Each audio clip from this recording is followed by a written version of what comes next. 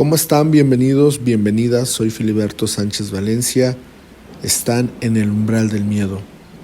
Antes de comenzar, quiero agradecerle a dos personas muy importantes, dos amigos de este espacio, Willy Quintero y Alonso Romo, que han decidido participar con nosotros y agradecemos mucho que nos acompañen.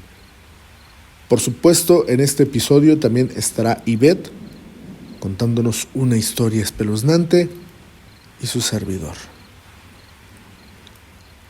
A nombre de Sandy, Atsiri, Su y Roberto, les damos la bienvenida a El Umbral del Miedo. El niño del agua. Hola, yo soy Daniel Ortega.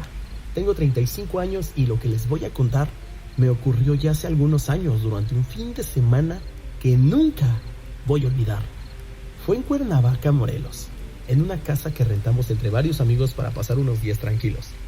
La casa tenía una alberca enorme, rodeada de árboles viejos y un jardín medio descuidado. Era una casa de los 80, de esas que huelen a humedad, con mosaicos de colores y cortinas gruesas que no dejan pasar la luz. Llegamos un viernes por la tarde, recuerdo. El clima estaba perfecto, olía a tierra mojada y a bugambilias. La verdad es que todo parecía normal, hasta que el casero, un señor de unos 60 años, nos dijo mientras nos entregaba las llaves: no se metan a nadar de noche, y no porque sea peligroso, sino que porque él se molesta. Y nosotros le preguntamos que a quién se refería con él, y solo sonrió, entregó las llaves y se fue sin decir más. La verdad es que al principio pensamos que era una broma como para asustarnos, pero esa noche descubrimos que no lo era. Cenamos, pusimos música y nos metimos a la alberca como a las 11 de la noche. Recuerdo que el agua estaba helada, pero el ambiente pues la verdad sí se sentía medio raro, pesadón, como si el aire tuviera algo. Recuerdo que yo estaba en una de las esquinas de la alberca flotando boca arriba viendo al cielo, cuando de pronto escuché algo, un chapoteo suave, como si alguien más hubiera entrado al agua, pero todos mis amigos estaban afuera, secándose o riéndose. ¿Quién se metió otra vez?, yo les pregunté, pero nadie me respondió. Solo escuché que el sonido del agua moviéndose pues continuaba, y yo miraba y nadie la estaba tocando. Me giré mirando la parte más honda y lo vi. Un niño pequeño con el cabello pegado al rostro y los ojos muy abiertos mirándome desde el fondo del agua. Mi primer instinto fue pensar que era un reflejo o una alucinación, pero un niño me miraba fijamente con una expresión que nunca voy a olvidar. Tristeza, enojo, miedo. Grité, salí del agua y me envolví en una toalla temblando. Mis amigos al verme tan alterado se rieron. Pensaron que era una broma, pero no. Yo sabía lo que había visto. Recuerdo que esa noche no pude dormir. Me quedé en el sillón del salón, mirando hacia el ventanal que daba a la alberca. Y fue entonces cuando escuché el chapoteo de nuevo. Al principio fue leve, luego más fuerte.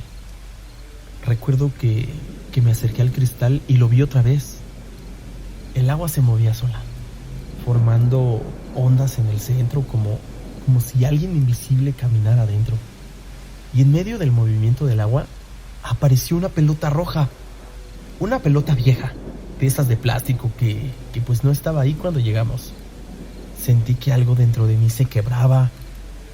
Fue cuando salí corriendo a despertar a mis amigos, pero cuando regresamos, el agua estaba quieta, sin pelota, sin nada.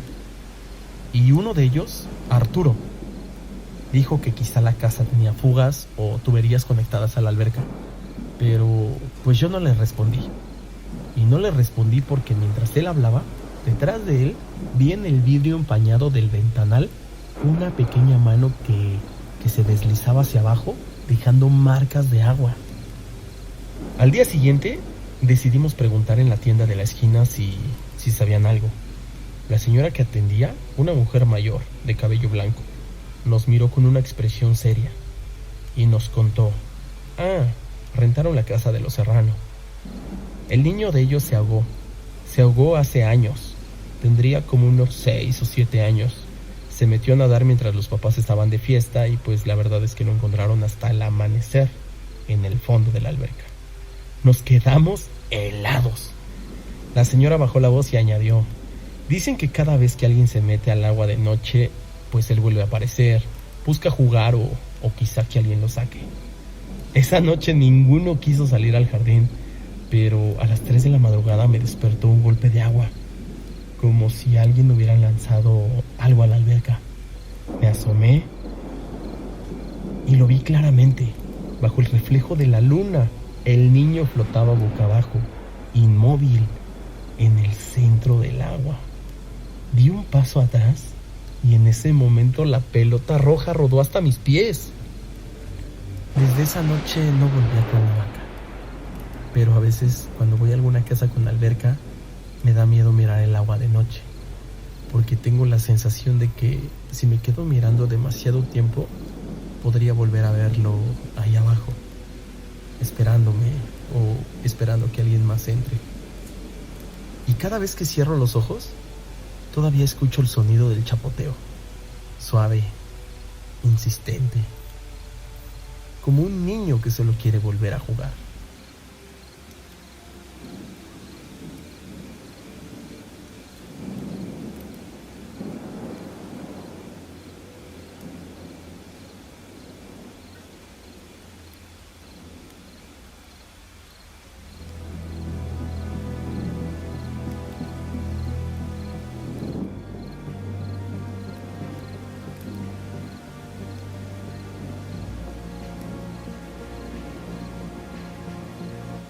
Antes de comenzar esta historia, queremos agradecerle a todos los seguidores del Umbral del Miedo. Gracias a Felipe por la invitación y por hacerme partícipe de estas historias.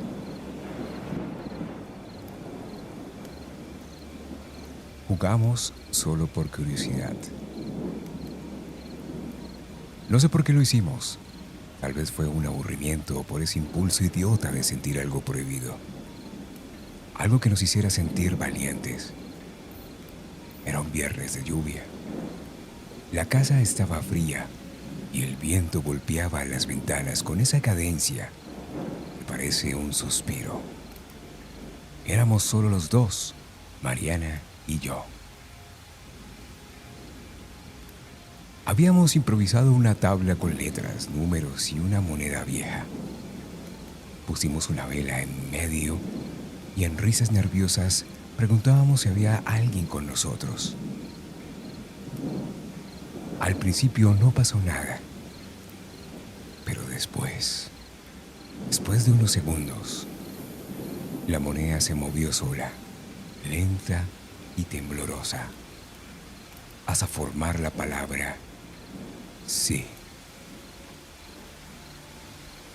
Mariana soltó una carcajada nerviosa, pero yo sentí algo distinto, una presión en el pecho, como si de pronto el aire se hubiera vuelto más pesado. No sé cómo explicarlo, pero el ambiente cambió. De pronto, podíamos ver el vapor saliendo de nuestras bocas.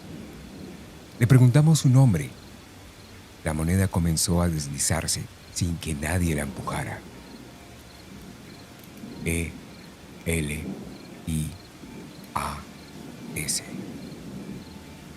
¿Elías?, pregunté. La moneda se movió hacia el sí. Le pregunté qué quería. Y ahí fue cuando todo se volvió más real, más de lo que jamás imaginé. La moneda se movió con fuerza y marcó perlas. Mariana gritó y soltó la tabla y en ese mismo instante el foco del techo explotó. Un chasquido seco, olor a plástico quemado y la oscuridad total. Las dos corrimos por el pasillo gritando, tropezando con las sillas.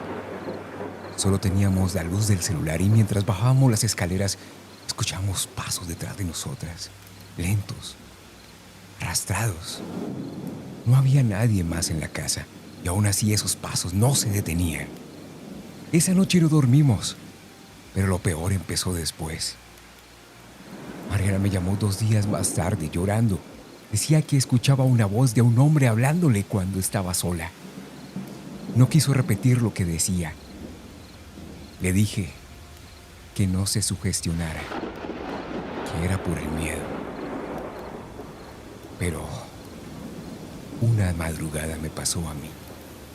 Estaba dormida y de pronto sentí que alguien me hablaba muy cerca al oído. Era un susurro ronco, distorsionado, que solo dijo mi nombre. Clara. Desde entonces las cosas fueron empeorando. Las sombras parecían moverse de los reflejos del espejo, en los vidrios, en la pantalla del televisor, cuando ésta estaba apagada. Una noche estábamos en una videollamada y Mariana se quedó muda. Clara, hay alguien detrás de ti, me dijo. Yo me reí. Le dije que no dijera mamadas. Estaba sola, pero cuando volteé lo vi. Una silueta oscura parada en el marco de la puerta, alta, quietísima. En el reflejo de la pantalla, esa cosa parecía moverse. Después de eso, ya no fue solo una vez. Cada noche escuchábamos 3 golpes en la pared.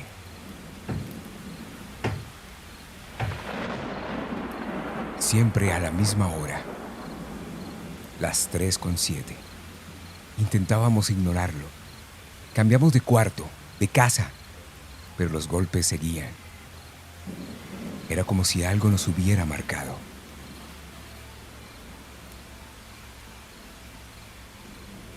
Hace 2 meses nos vimos por última vez. Nos encontramos en un café. Tratamos de bromear, de hablar de otras cosas, pero al final, antes de despedirse, Mariana me miró seria y me preguntó: Clara, ¿tú sigues hablando con él? Me reí. Le dije que no, que ya habíamos dejado esa tontería atrás. Pero su rostro cambió. Pues él sí te habla a ti, me dijo. Esa noche no pude dormir. Revisé mi celular una y otra vez hasta que encontré una nota de voz sin remitente. La reproduje y lo único que se escuchaban eran 3 golpes. Seguidos de una respiración profunda y una voz de un hombre diciendo mi nombre: Clara. Desde entonces, cada vez que apago las luces, escucho los mismos 3 golpes. Ya no lo oigo con los oídos, lo escucho adentro, en ese lugar donde el miedo se queda a vivir.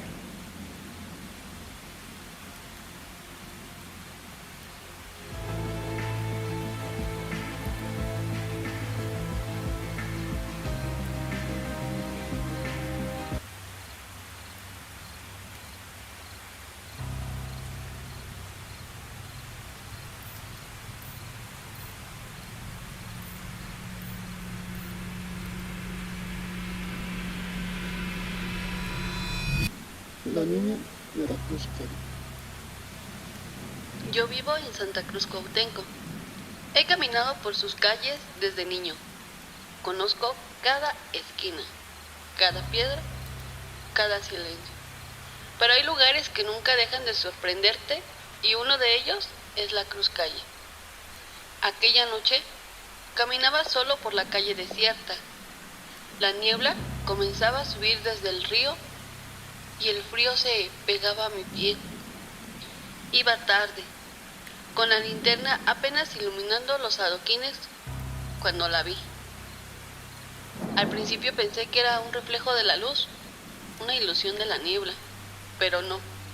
Estaba allí, junto a la cruz de la calle, exactamente donde todos dicen que aparece la niña. Una niña pequeña, de no más de 8 años, con un vestido blanco roto y sucio. Sus ojos eran negros como un pozo profundo que te devora. Quise acercarme, porque algo en mí me decía que debía hablarle, que debía saber quién era. Pero cada paso que daba, mi corazón latía más rápido y sentía como si la niebla misma me empujara hacia atrás. Hola, ¿estás bien? Murmuré, con la voz temblando. Ella giró la cabeza lentamente. Por un instante me pareció que sonreía. pero no era una sonrisa común. Era una sonrisa que te atraviesa los huesos y te hace dudar de tu cordura. De repente, el aire se volvió pesado. El sonido de mis propios pasos desapareció. Solo podía escuchar su respiración, como un susurro que venía de ella, sino de algún lugar más profundo, más oscuro, y entonces habló. No, me dejaron aquí. Su voz era suave, pero helaba la sangre. No entendía del todo, pero sentí que su dolor se colaba en mí, en mis recuerdos, en todo lo que alguna vez había amado. Quise tocarla, asegurarle que no estaba sola, pero mi mano atravesó su figura. No era sólida, no era real, y entonces comprendí. La niña no estaba allí para jugar, no estaba allí para pedir ayuda. Estaba ahí para recordarme que Santa Cruz guarda secretos que no entiendes hasta que los ves con tus propios ojos. Antes de desaparecer, levantó su manita y señaló hacia la cruz. Sentí un escalofrío que me recorrió entero, y justo cuando iba a gritar, su figura se desvaneció de la niebla, dejando solo un frío que se metía en los huesos y un susurro que todavía escucho cuando paso por esa calle. No me dejaron y nadie vendrá por mí. Desde aquella noche, cada vez que camino por la Cruz Calle, siento que alguien hay observándome. Y cada vez que paso, me pregunto si algún día tendré el valor de quedarme, de enfrentarla, o se terminaré como ella, atrapado entre la niebla y el recuerdo de lo que no se debe ver.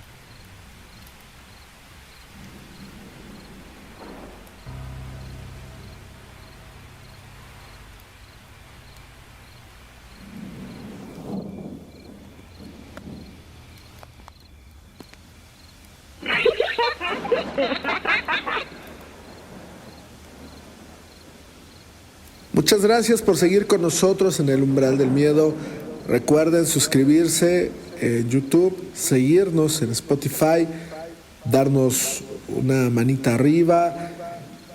Sus comentarios nos ayudan de verdad muchísimo, y si es posible, compártanos con sus amigos, familiares, con todo el mundo que ustedes quieran y gusten y manden. Vámonos con dos historias más, dos historias que particularmente son muy cercanas a donde yo vivo y que me dejan sensaciones extrañas. Y bueno, también pedirles que nos sigan en nuestras redes sociales, en Instagram, Facebook y TikTok. En todas estamos como El Umbral del Miedo. También recordarles, antes de que pasemos a las historias, que vamos a estar el 31 de octubre presentándonos en el Festival Ruta de las Ánimas en Santa Cruz, Cuauhtémoc. Allá nos vemos, los esperamos y será muy grato, será un honor participar en ese evento espectacular. Gracias, sigamos adelante.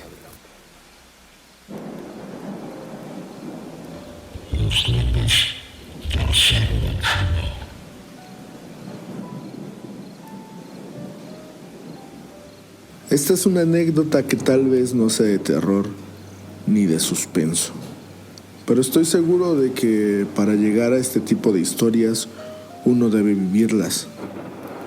Y yo, en ese momento, quiero recordar esta anécdota que viví con mi hermano. En paz descanse. No sé si esto refleja una parte de mi vida que tuve al lado de él, pero estuvimos tan unidos, tan conectados, que hoy que ya no está, siento que cada recuerdo pesa distinto. Él ya no está por la historia que conté sobre la bruja Eva, pero si él siguiera acá, confirmaría lo que vivimos los dos aquella vez. Corría el año de 1978. Yo tendría unos 8, quizás 9 años. Siempre estaba con mi hermano, quien trabajaba con mi papá todo el día, mañana, tarde y noche.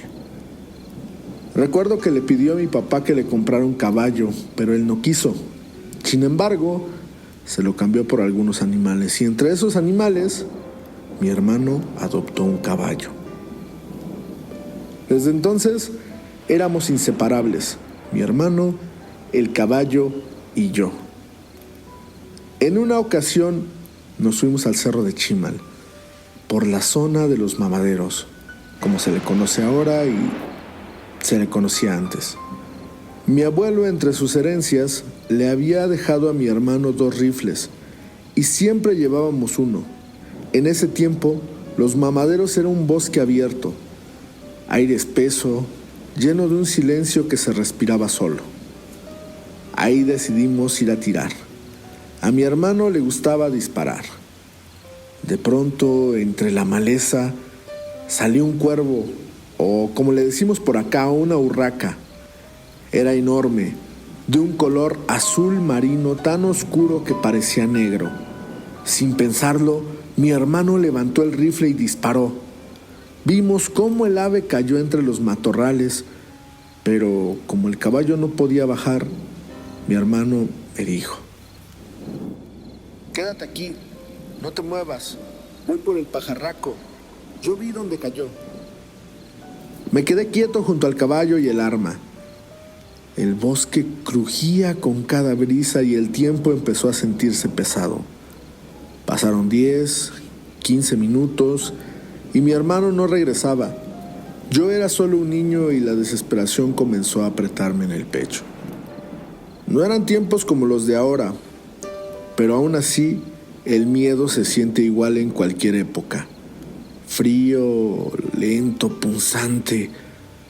Pasó media hora, tal vez 1 hora, y debo decir que mi hermano no era de los que hacían bromas o buscaban asustarme, pero esa ausencia, ese silencio, empezaba a sentirse antinatural. Entonces tomé una decisión. Amarré el caballo a un árbol, tomé el rifle y caminé hacia el bosque, en dirección a la cueva del diablo. ¡Paco! ¡Paco! ¡Paco! No había respuesta, solo el sonido del riachuelo y el viento. El bosque tenía una cascada y seguía el curso del agua. Avancé mucho sin saber cuánto, hasta que vi entre las hierbas algo moverse. Escuché voces pequeñas, susurrantes, que parecían no querer ser descubiertas. El miedo me temblaba en los dedos. Levanté el arma. No recuerdo el calibre, solo que las balas eran largas, cartuchos gruesos y redondos. Disparé al aire. El estruendo rompió el silencio del monte y entonces los escuché. ¡Córrele! Porque si no nos va a ver. Me quedé helado. Avancé despacio, abriéndome paso entre la maleza, y ahí fue cuando vi una chamarra tirada. Era la de mi hermano. Él estaba ahí, de pie, inmóvil, con la mirada perdida, como ido. ¡Paco! ¡Paco! ¿Por qué te quedaste? ¿Por qué no regresaste? Pero no reaccionaba. En sus manos tenía la urraca muerta. Apretaba el cuerpo del ave sin darse cuenta lo que sostenía. Su mirada era vacía. Disparé otra vez al aire y fue como si aquel estruendo le arrancara de otro mundo. Despertó de golpe. A lo lejos, entre los árboles, los vi. 2 siluetas diminutas, pequeñas, pero con rostros viejos, caras arrugadas de ancianos. ¿Gnomos? ¿Duendes? No sé. Solo sé que cuando los vi alejarse, mi hermano volvió en sí. Yo le reclamaba desesperado el por qué me había dejado tanto tiempo solo, pero él no entendió, no recordaba nada. Tan es así que cuando le dije dónde estábamos, me preguntó: ¿quién me trajo hasta acá? ¿Qué vine a hacer aquí? Y eso me ha marcado para siempre, porque entendí que esas pequeñas cosas se lo estaban llevando sin que él supiera, sin que tuviera control. Estoy tan seguro de lo que vi, tan seguro de lo que viví. Nadie me lo puede quitar de la cabeza, y tristemente la única persona que podría confirmarlo ya no está. Cuando intenté hacerlo reaccionar, le volví a gritar: ¿por qué me dejaste ahí arriba? Y él, sin mirarme, solo dijo: Ya vámonos. tomé el rifle, dejamos el ave tirada y con ello me traje el recuerdo maldito de dos seres pequeños con rostros de viejos. A veces me dan ganas de regresar, pero algo me dice que no es bueno. Hay días en que quiero pensar que fue parte de mi imaginación, pero nadie me quitará lo que yo sentí, lo que yo viví. Todavía puedo ver ese lugar en mi mente, el punto exacto donde estuve parado, lo que sentí, la hora, todo. Mi hermano, en cambio, nunca recordó nada. Cuando llegamos a casa y le conté lo que pasó, mi mamá me llamó loco. Con sus palabras de siempre solo dijo: Ándale, por andar de locos. Espero que no se vuelvan a ir, porque si esto vuelve a pasar, ya no van a regresar. Piensen que esta vez tuvieron la oportunidad de volver. Nadie me creyó y años después, cuando lo conté, solo me dijeron: ¿y por qué no nos dijiste? Pero yo sé que Dios fue testigo de lo que viví. Después de que mi hermano murió, me empezaron a pasar cosas muy extrañas. No he podido contarlas.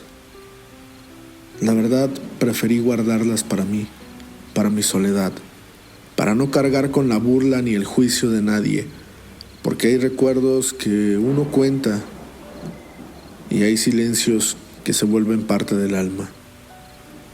Y hay cosas, como esa noche en el cerro de Chimal, que jamás se van.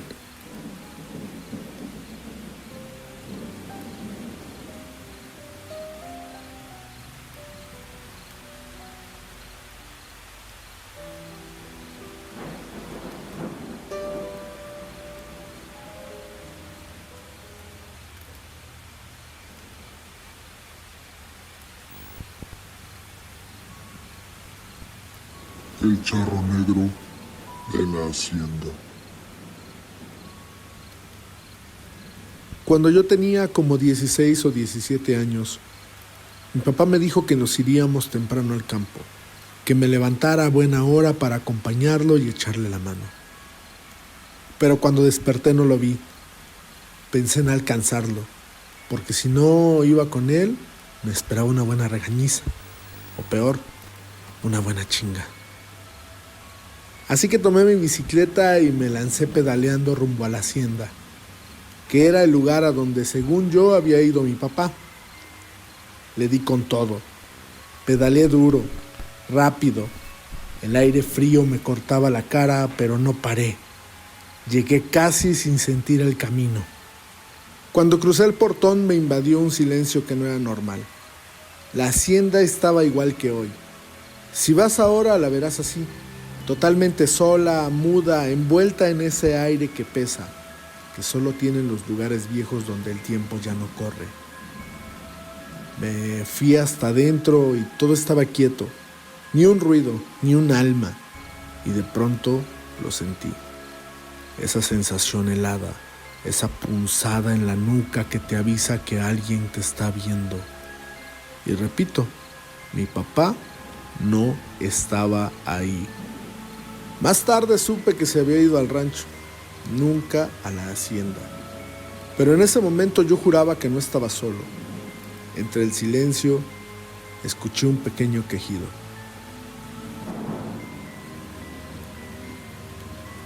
Bajo, humano, como de dolor.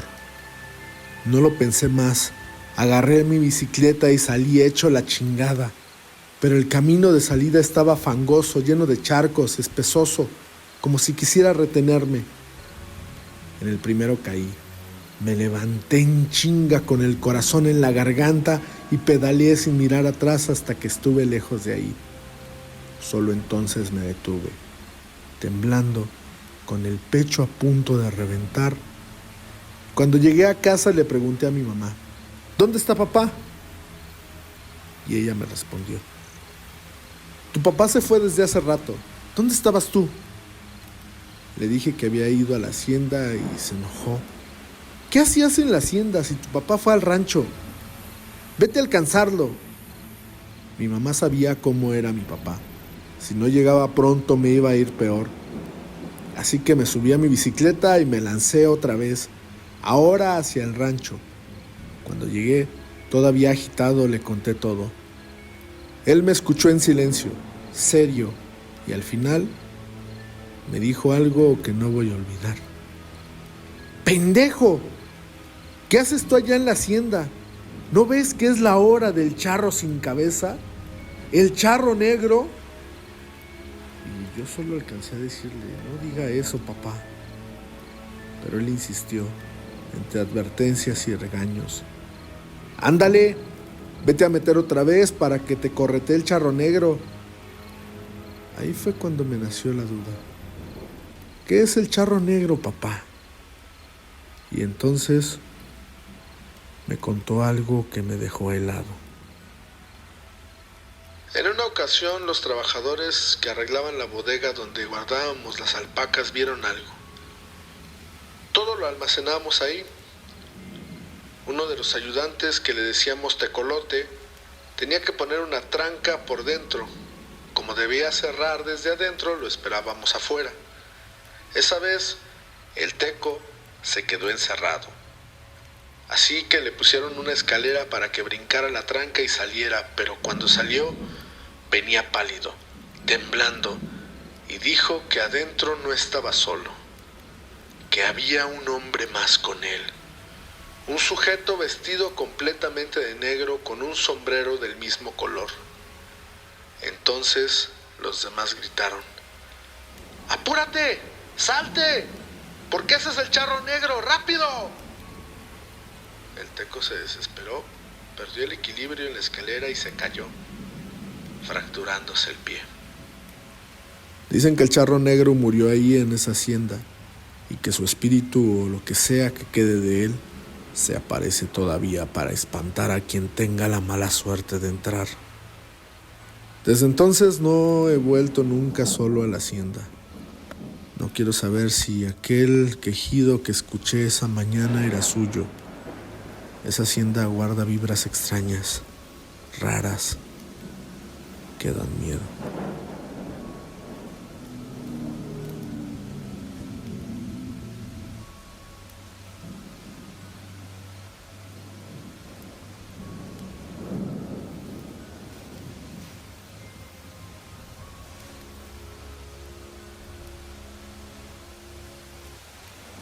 Muchas gracias por haber estado con nosotros en el Umbral del Miedo. Recuerden, 31 de octubre, Festival Ruta de las Ánimas, Santa Cruz Cuauhtémoc. Ahí estaremos presentándonos. De nuevo, gracias por cruzar el umbral. Soy Filiberto Sánchez Valencia. Les mando un abrazo.